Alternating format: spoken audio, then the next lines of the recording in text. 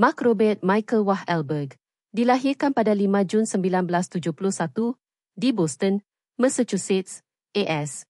Ialah seorang pelakon, penerbit filem, ahli perniagaan dan bekas rapper Amerika yang terkenal.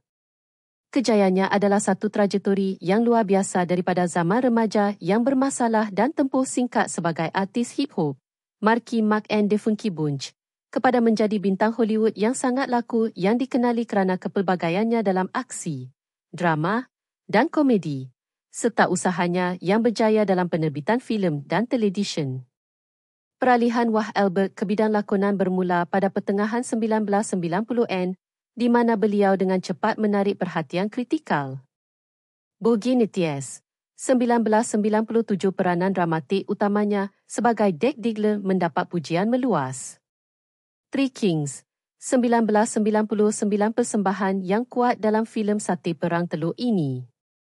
The Perfect Storm, 2000 sebuah filem bencana yang berjaya secara komersial.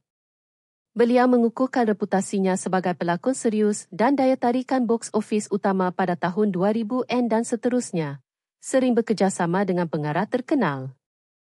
The Departed, 2006 memperoleh satu-satunya pencalonan anugerah Akademi untuk pelakon pembantu terbaik untuk persembahannya yang mantap sebagai sarjan staf Dignam.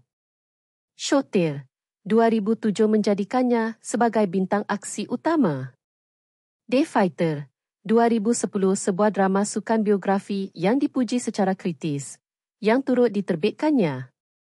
Ted, 2012 dan T2, 2015 mempamerkan masa komedinya dalam komedi-komedi R-rated yang sangat berjaya ini.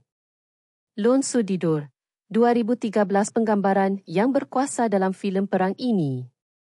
Franchise Transformers, bermula dengan Transformers, Age of Extinction, 2014 memimpin salah satu franchise aksi terbesar. Deepwater Horizon, 2016 peranan dramatik berdasarkan bencana sebenar. Patriots Day, 2016 memegang watak seorang sarjan polis Boston semasa pengeboman maraton Boston. Selain berlakon, Wahlberg adalah penerbit prolifik melalui syarikatnya, Silosa Studio Hall Productions, yang bertanggungjawab untuk siri HBO popular seperti Entourage dan Boardwalk Empire, serta filem-filem seperti The Fighter.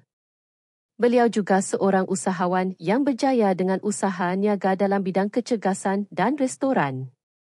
Daya tarikan Mark Wahlberg yang berterusan terletak pada penggambarannya yang tulen terhadap watak-watak yang mudah didekati, etika kerja yang berdisiplin, dan ideolusinya daripada masa lalu yang kontroversi kepada figura yang dihormati dan berpengaruh dalam bidang hiburan.